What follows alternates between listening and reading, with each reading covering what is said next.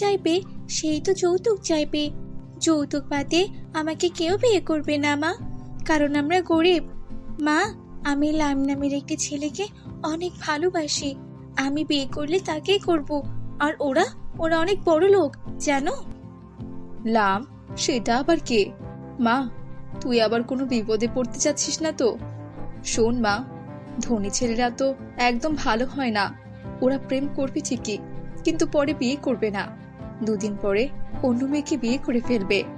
না না মা, লাম অনেক ভালো ছেলে, আর আমরা স্কুল থেকে বন্ধু।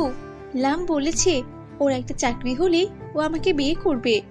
মা, তুমি এসব নিয়ে কোনো চিন্তা করো না তো। এই সব কিছু তুমি বাদ দাও, আর আমাকে শুধু পড়াশোনা করার সুযোগ দাও। মা, আমি শুধু এখন পড়াশোনা নিয়েই থাকতে চাই। আচ্ছা মা, আমি আর তোকে বিয়ের জন্য চাপ দেব না। তোর যা ইচ্ছা